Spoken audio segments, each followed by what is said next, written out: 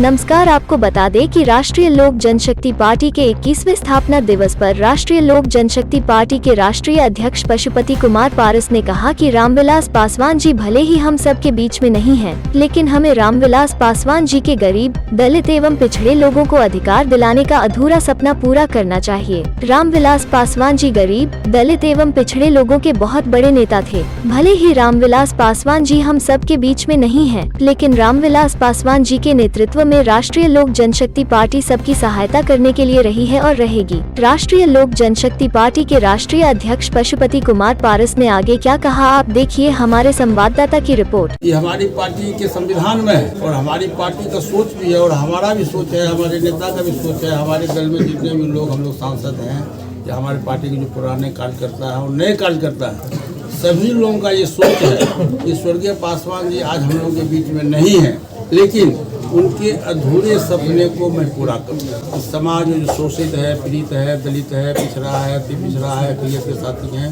ऊंची जाति के जो गरीब लोग हैं, सबों की उत्थान की बात पासवान जी करते थे।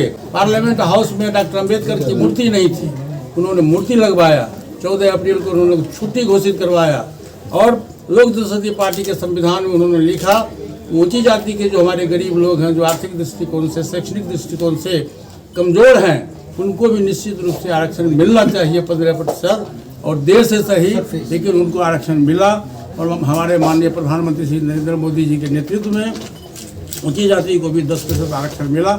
आज पासवान जी हमारे बीच में नहीं है, ये दुखद घड़ी जरूर है, लेकिन उनके द्वारा पार्टी की स्थापना 21 वर्ष पूर्व हुआ था और उनके जो अधूरा सपना है उसको हम लोग सब मिल के पूरे देश में उनके अधूरे सपना को हम पूरा। मैं एनडीए गठबंधन का पार्ट हूँ। 5 राज्यों में जो चुनाव हो रहा है, हम लोग आपस में बैठ के एनडीए गठबंधन के साथ बैठेंगे। बैठ करके जो भी हमको हक मिलेगा, मैं निश्चित रूप से साथ में मैं चुनाव लड़ूंगा, पूरे 5 राज्यों में चुनाव लड़ूंगा। और आपको पता होना चाहिए कि हमारे बिहार में 2 जगह उपचुनाव हुआ था और जनता दल यू का सीट था, लेकिन हम लोग एनडीए गठबंधन के पार्ट थे और हैं। हम लोगों ने जी जान से लगा करके और दोनों सीट हम लोग जिताने का काम किया।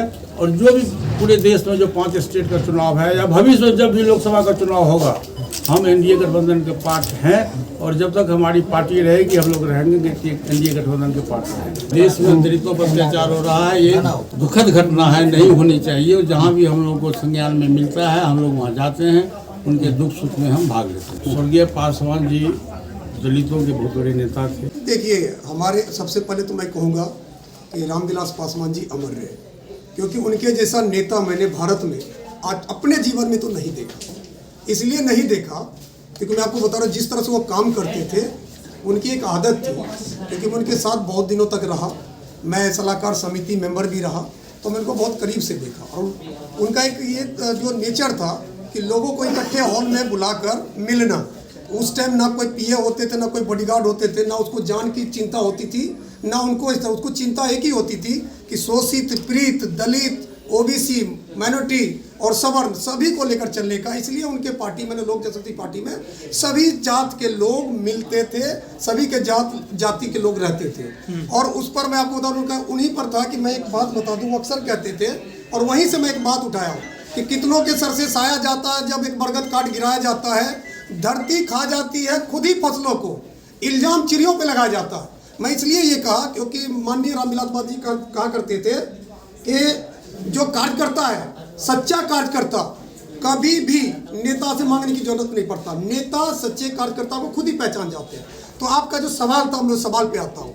आज लोक जनशक्ति पार्टी का 21वां जन्मदिन है, मतलब स्थापना दिवस है। और आज हमारे बीच में हमारे नेता स्वर्गीय रामविलास पासवान जी नहीं है, लेकिन उनकी यादें हैं, उनकी कर्मठता है, उनका मार्गदर्शन है, उनके बताए हुए रास्ते हैं, उनका सिद्धांत है, उनका जितना भी मार्गदर्शन है उसको अपनाने का काम आज केंद्रीय मंत्री जो है पशुपति नाथ पारस जी, उन्होंने अपनाया है। क्योंकि वो साये के तरह स्वर्गीय रामविलास पासवान जी के साथ रहते थे।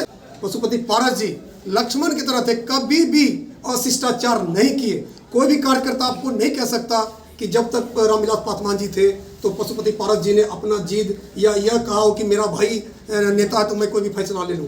वो जो भी फैसला लेते थे तो उनसे पूछ के लेते थे। आज यह बागडोर उनके हाथ में है और देश के ओजस्वी प्रधानमंत्री नरेंद्र मोदी जी के साथ कैबिनेट में वो उनके साथी है, मंत्री है। और आपको मैं बता दूं, आज जिस तरह से ये जो देख रहे ढोल नगारे, ये ढोल नगारे कार्यकर्ताओं की तरफ से ये ढोल नगारे जो बजा रहे हैं ना, वो अपनी खुशी से बजा रहे हैं। और जैसे भी आप बोलेंगे कि स्वर्गीय रामविलास पासवान जी के लिए आप क्या कहना चाहते हैं, तो उनके भी मुख से यही निकलेगा कि उनके जैसा नेता नहीं देखे, और इसलिए उनको क्या मिलना चाहिए, देश रत्न पुरस्कार मिलना चाहिए, भारत रत्न पुरस्कार मिलना चाहिए। और यह मांग तमाम कार्यकर्ता कर रहे हैं, पार्टी के तमाम सांसद कर रहे हैं, पार्टी के तमाम राष्ट्रीय पदाधिकारी कर रहे हैं, तमाम विंग के एक सदस्य कर रहे हैं। देश रत्न पुरस्कार मिलना ही चाहिए, भारत रत्न पुरस्कार मिलना ही चाहिए। अभी पद्म भूषण से सम्मानित किया, लेकिन उतने से हम लोग संतुष्ट नहीं है, ये मांग पूरे देश की है। अगर आपने अभी तक सनराइज समाचार को सब्सक्राइब नहीं किया है तो सनराइज समाचार को सब्सक्राइब कीजिए और बेल आइकन को भी दबा दीजिए, ताकि आप हमारे आने वाली वीडियो का नोटिफिकेशन सबसे पहले पा सकें।